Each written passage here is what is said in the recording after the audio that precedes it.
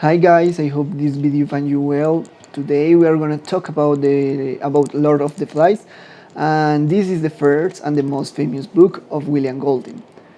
This book won the Nobel Prize in Literature in 1983.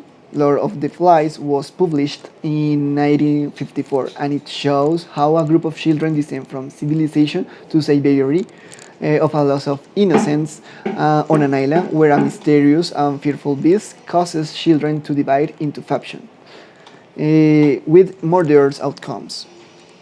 The novel is thought multilayered and complex. Its plot, characterization, symbolism, and themes invite analysis of opposing dualities such as innocence and guilt, childhood and adulthood, civilization and anarchy, collectivism and individuality, and finally, democratic values as opposed to tyranny. Keeping this in mind, we are gonna to start the explanation of Lord of the Flies. So first, we are gonna mention the general aspects of William Golding's life and the context of the book. Second, we are going to explain what is the new criticism and the Marxism. And finally, we are gonna relate the story with the information presented before. So let's start.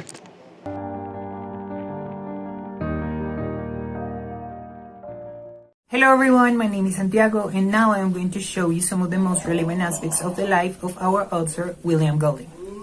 William Golding was a British poet and novelist, born in 1911 and died in 1993.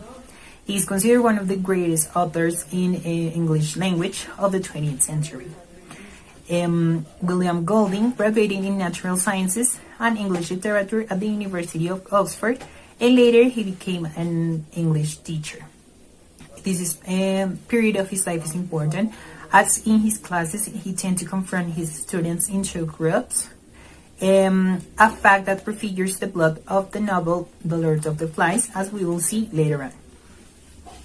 After his time as a teacher in 1940, he enlisted in the Navy to fight in the Second World War. He participated in the Normandy landings, and later, at the end of the war, he returned to continue being a teacher and writing his first novels. In 1983, he won the Nobel Prize for Literature for combining the cruel reality of the human beings with adventure stories in his books. Now, referring to his personality, he considered himself cruel of character, and he also performed cruel actions. For example, he blamed himself once for having had a sexual intercourse with a young lady without her consent. In his books, he reflects a little bit of this, as he allows us to see how human beings, despite being of a good nature, tend to do cruel acts. Now, talking about his writing style, he tends to use a sincere, ironic, classic, and refined prose through which he reflected pessimistic feelings and existential and psychological reflections. Likewise, he put his characters in moral dilemmas in order to show the difficulties that us human beings have in complying with the rules of the natural law. He is also characterized by reflecting his experiences in the war and the trauma caused by them. In his works, reflecting violent and erratic behaviors in the characters inside his books. Some frequent topics in his books are navigation in the sea, violence, human relationships, evil, death, tragic destinies of his characters, and progress as a fall. Now we will see how these topics are related to some of the books that he wrote. Now we are going to talk about some of the books written by William Golding. The first one is called The Hears. It was written in 1955, and in this book, William Golding describes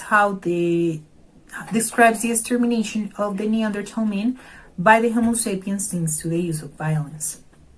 Golding describes how human beings lose their innocence and their sense of union and give prevalence to instincts that they think they can control, but actually lead them to their destruction and the destruction of their own race. In addition, Golding describes the struggle and the relationships between these two races, the Homo sapiens race, which is characterized by their sophistication but also by their cruelty, and the Neanderthal race, a less evolved race, but more concerned about the well-being of the members of the group. The second book is called Martin the Castaway. This book was published in 1956, and it tells the story of Martin, a castaway trapped in the middle of the in an island in the middle of the Atlantic Ocean. In the book, we can see how Martin starts to give names to the objects within the island while he expects to be rescued. And also we can see how the mentality of Martin starts to play against him as he starts to remember events of his past life where he acted in a cruel way. And finally, the last book that we have written by William Golding is called The Lord of the Flies. It was written in 1954, and it is based on William Golding's experiences as a soldier in the Second World War. We can see that in the book some characters act in a violent manner and start to fight each other to win power, the same that happens in the war. Also, this book is based on William Golding's experiences as a school teacher. As I mentioned before, William Golding divides his students into groups in order to confront them, and we can see that this fact is also represented in the book. And finally, this book is based on William Golding's experience as a reader of a book by Valentine, which is called The Coral Island. In this book, Valentine describes how a group of young castaways survived applying the principles of the Victorian society. However, William Golding, in The Lord of the Flies, gives a twist to this plot, and as he starts to describe how a group of young children, of young castaways, start to create a society little by little this society becomes tyrannical, and it is led by the strongest. We will describe these aspects later on more in depth with my partner Ada.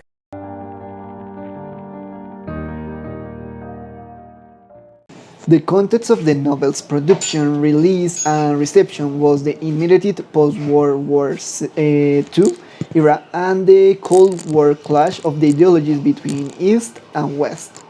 During the Second World War, Golding served in the British Navy on several different ships and was in charge of specially adapted landing craft for the D-Day. This term refers to the Normandy landings where the landing operations and associated airborne operations on Tuesday, 6 June 1944 of Allied invasion of Normandy in Operation Overlord during the World War II. Codenamed Operation Neptune and often referred to as D-Day, it was the largest seaborne invasion in history.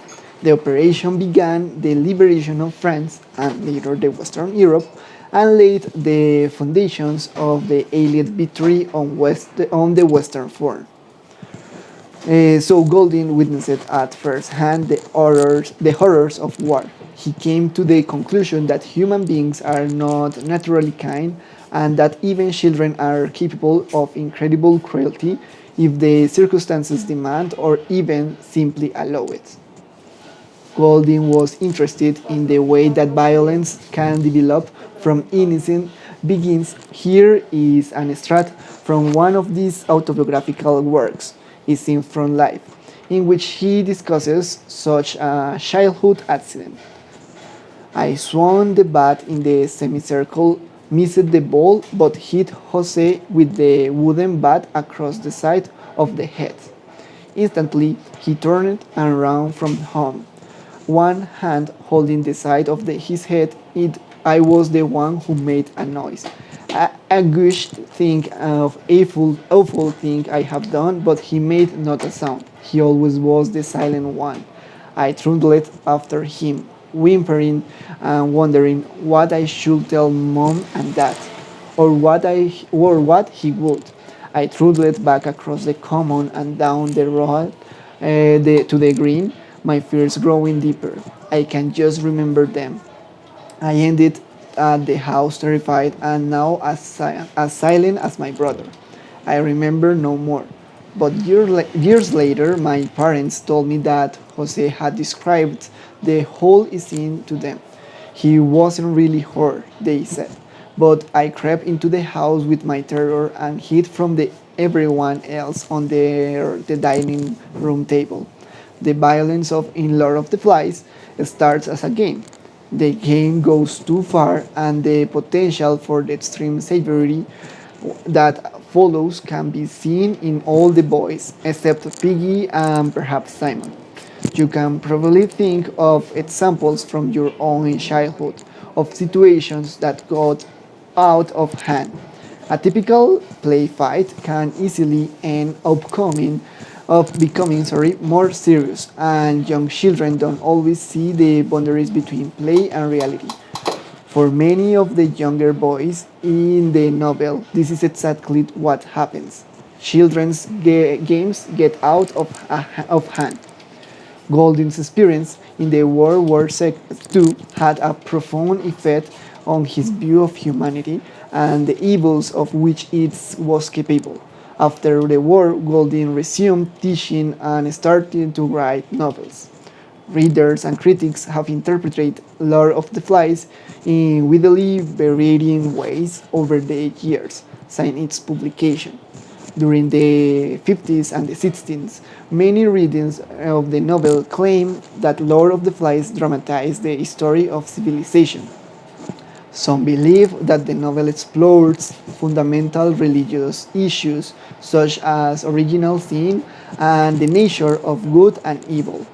Others approached Lord of the Flies through the theories of the psychoanalyst Sigmund Freud, who thought that the human mind was the seat of a constant battle among different impulses: the id, instinctual needs and desires, the ego, the conscious rational mind, and the superego, the sense of conscience and morality.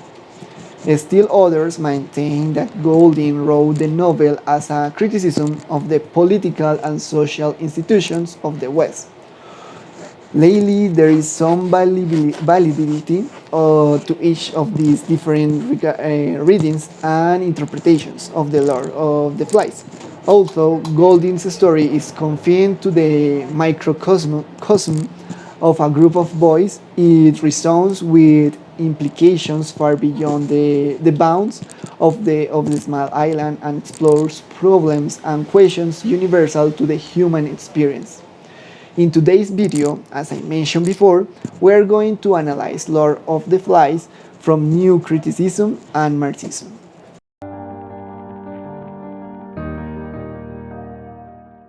New Criticism, or North American Formalism, is a literary movement of the 20th century, originating in the Southern United States.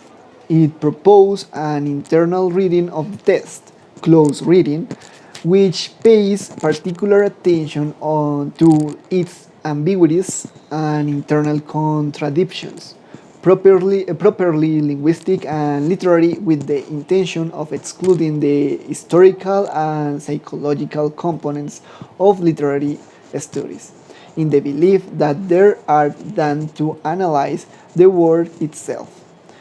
It is a formalism movement that emerged in the 30s and the 40s and gained importance between the 40s and the 60s.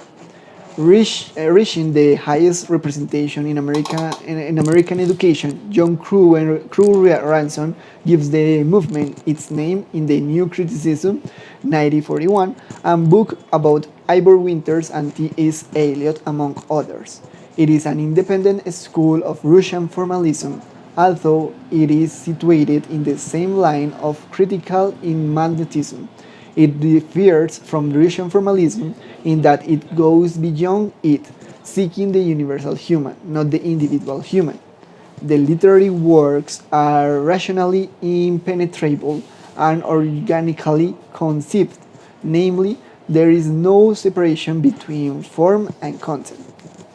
Among the main authors of the New Criticism are a number of very different American and English critics. They are T.S. Eliot, F.R. Lewis, A. Richards, A.K. Ogden, William Emerson, Robert Penn Warren, John Crow Ramson, etc.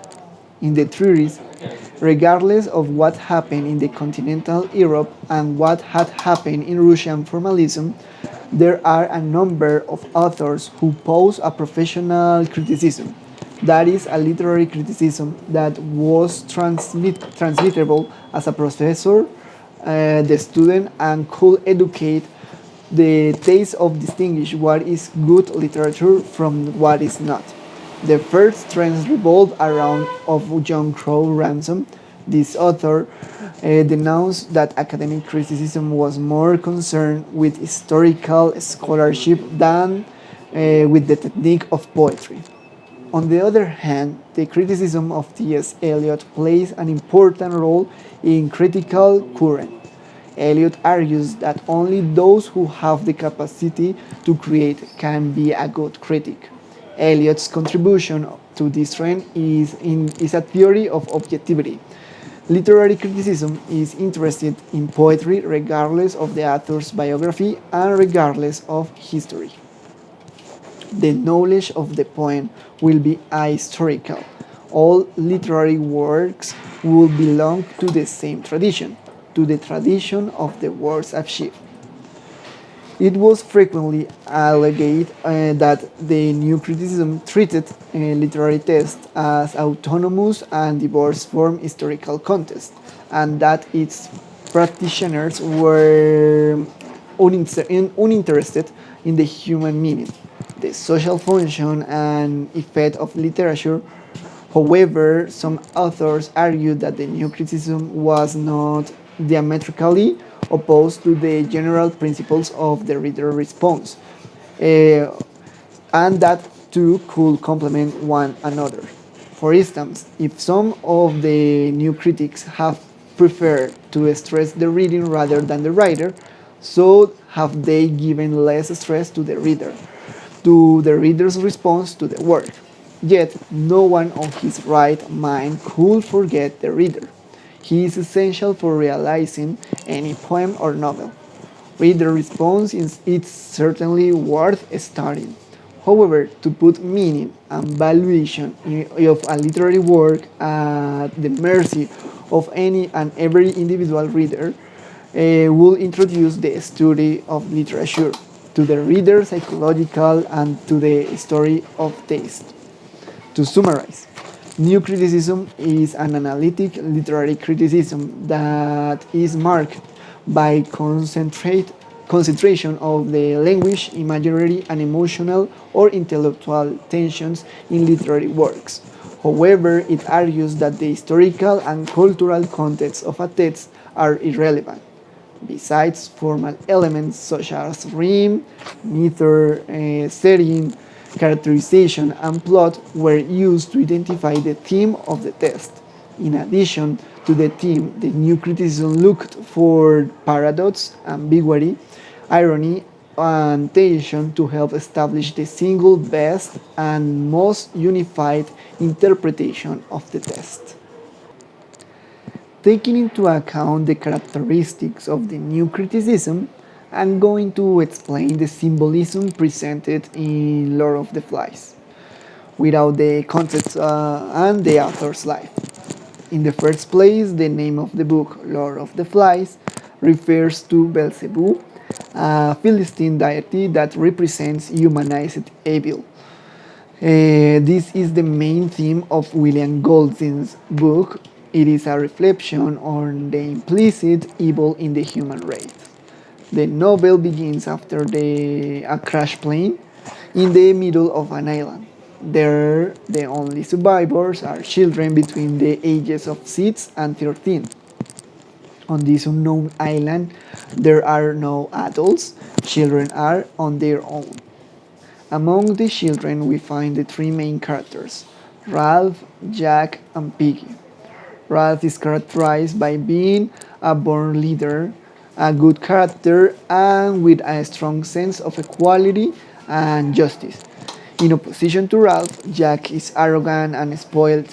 He always wants to do what he wants and looks for a way to have power, which is why he envies Ralph. In addition, he understands that a leader can dominate through fear. Finally, there is Piggy, who is characterized by being intelligent. He likes the order and commands the rules of the new society of children. On the other hand, as you read, you begin to understand that the story of children and the creation of their society are a representation or a metaphor of good, evil, man, and society.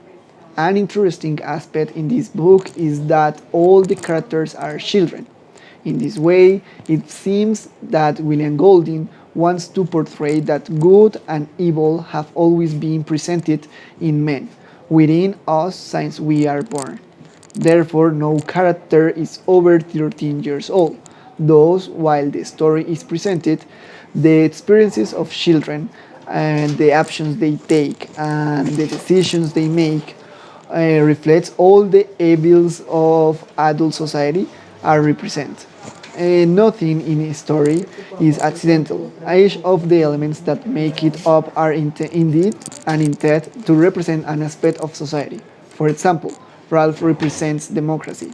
He is a boy with good intentions and convictions, although he is not perfect. He sometimes forgets what his purposes are and the direction he should take. Therefore, he always requires Piggy's assistance. Piggy is always by Ralph's side to help and advise him. This happens because Piggy represents reason, that primordial element in a society that becomes boring and unpopular as essential, which is always next to democracy to assist it and help it make good decisions. That is evident in the next quote. We ought to have more rules. Where the conch is, that's a meeting. They saying up here and down there. Thus, the reader can see the need for proper rules governing communication and meetings. Also, the conch symbolizes the need for organization in their world led by democracy. However, democracy is easily corruptible. For this reason, there are moments where Ralph forgets the reason for his decisions and actions within society. Ralph is at times a being who acts out of sheer inertia and needs Piggy to remind him of the importance of what he is doing. Now, Jack represents dictatorship and irrationality within the story. Therefore, he shows the wildest and the most destructive part that we human beings have. Jack is the boy who destroys for pleasure. Golding uses Jack to show how human beings are deeply drawn to the irrational, the wild, and the destruction. Such is the attraction that even Ralph becomes attracted to Jack's ideas, even if it means marginalizing to those who disagree with him. Thus, Jack is always present, even if he doesn't have the power that Ralph has, because he is desperate for power. Jack's attitude is evident when he kills the first pig. His mind was crowded with memories, memories of the knowledge that had come to them when they closed in on the struggling peak. The knowledge that they had outwitted a living thing imposed their will upon it, taking away its life like a long, satisfying drink. In the end, to accomplish his goal, Jack resorts to fear. For this reason, the beast arises, who is divided the group of children and confers power to Jack. Fear is the means that the dictatorship uses to dominate. It is necessary to mention that there are other representative elements within the story, among them the conch, which represents civilization and is used as the means to listen and be listened to with the respect and education. Also, there is the head of the pig, that is the symbol of the basic instincts to be cruel and to have the power that Jack uses to take and create control of over the young people. In this way, we can establish that in Lord of the Flies, there are two groups: the democratic group and the totalitarian group that reflects civilization and barbarism, respectively. So, we can see that The Lord of the Flies is a great metaphor that represents society and the duality between good and evil. In addition, it could be considered a classic of literature for talking about timeless themes. Themes that do not expire and do not age. In the same way, the story of The Lord of the Flies shows how the tropical paradise in which children find themselves gradually becomes a hell due to the actions of its inhabitants. Finally, the symbolism of the story is incredible and requires a deep analysis of the book itself to understand it. It is not about a lot of children who are faced in a struggle of interest. On the contrary, William Golding uses this to show the good and the evil implicit in human beings, the challenges and the shortcomings of democracy.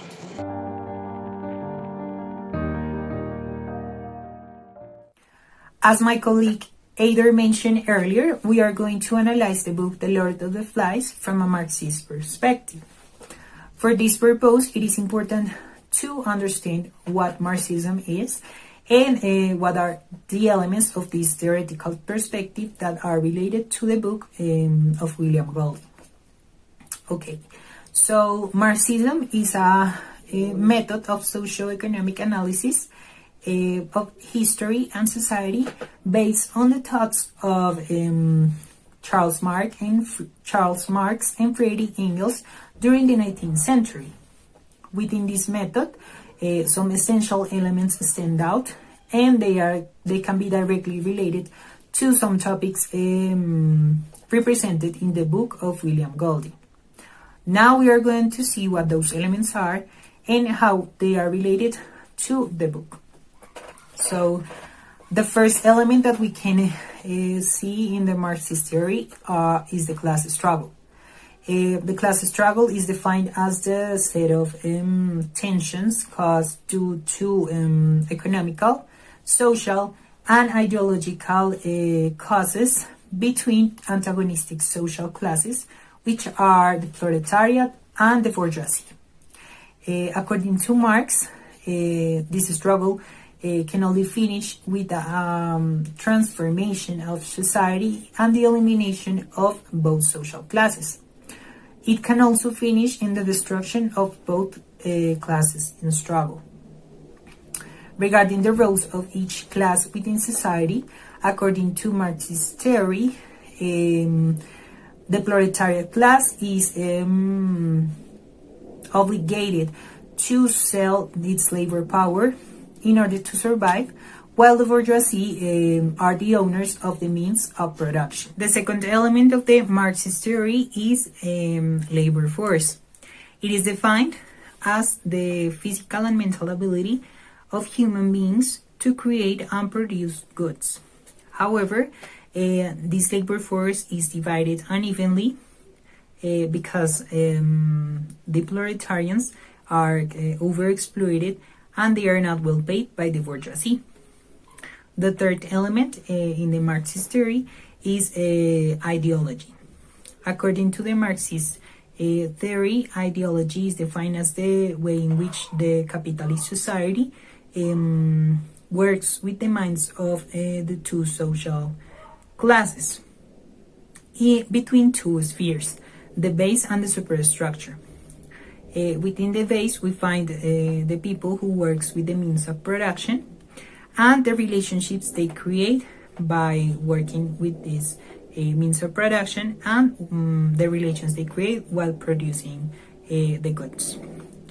Also, within the base, we find some activists that who seek to go against the dominant groups, and they try to build new cultural ideas different from the ones that created by the dominant groups. On the other hand, we find the superstructure. The superstructure is made up of the social and cultural institutions to which bourgeoisie and the dominant groups belong to. Hegemony also belongs to the superstructure, and it is made up of intellectuals who uphold the existing social conditions and defend the capitalist society. The superstructure is characterized by following the capitalist production and following also the dominant ideologies. Now let's talk about the relationships of this concept with William Golding's book. Talking about the class struggle, within the book we find that the children are divided into antagonistic social classes: the hunters and the ones who expect to be rescued. The hunters are led by Jack, an arrogant and pessimistic boy who is only interested in eating and hunting. In this way, Jack and his group represent the capitalist bourgeois society that is only interested in producing and producing in big quantities and not in the well-being of the members of the group. Hunters predominate over those who are waiting to be rescued, and they take possession of the means of production, that in this case are Piggy's glasses. As with them, the children are able to light the fire and show that there is life on the island. Also, they take possession of the means of production, in this case the knife, because with it the children kill wild pigs and eat their meat. Likewise, the dominant group manages the ideas, seizes the force, and subdues those who are against the predominant system. Those who expect to be rescued are led by Ralph, an intelligent and charismatic boy who aims to create an organized society in which each child has a role in order to be rescued. However, Ralph and his group find a lot of issues, and in this way they represent the proletarian society. They work building shelters, they work looking for food, and they work taking care of the fire in order to be rescued, but they are not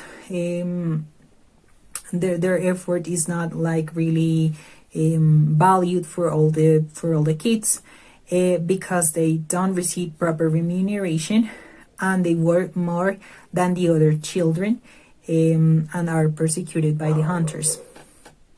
Regarding the labor force, the other aspect of the Marxist theory, we can see how the proletarian social class, in this case Simon, Ralph, and Piggy, sell their labor force because they work building shelters, they work looking for food and taking care of the fire, but they are not well paid by the other children, and actually they don't help them. They prefer to carry out other types of activities, such as bathing in the sea, hunting, and playing. Now, talking about the ideology, Ralph, Piggy, and Simon are at the base. they represent the proletarian society, as I mentioned before, as they try to actually work for the other children and to produce goods, such as shelter and food, and defend a democratic society. In this type of society, each child will have like a role inside it. And the idea here is that each child will help keeping the fire burning in order to be rescued. In addition, Piggy represents the activist proletarian who, through reason, thinking, and actually thinking really well about the situations that are happening on the island, seeks at all cost to make children reflect on their actions and help them not becoming wild. Now, finally, talking about the superstructure, we find in the superstructure the group composed by Jack and the hunters. They are characterized by defending the capitalist production as they try to hunt and eat the meat of the wild pigs. And they try just to get meat from the pigs. They are actually not worried about like getting rescued. And their ideology is based on capitalist production, as I mentioned, domination and strength. They actually, Jack as the leader tries to protect the children that are less strong, and he ensures protection to them. He ensures also food to them, but with a cost. The cost of this protection is that they pay homage to them, and they have to be obedient, and they have to work for Jack and for the hunters. Now we are going to look for a small scene from a movie directed by Harry Hook in 1990 about the Lord of the Flies, to analyze some aspects of the characters and actually the thing that is happening within the scene. So right now, in this moment, a spoiler alert is necessary.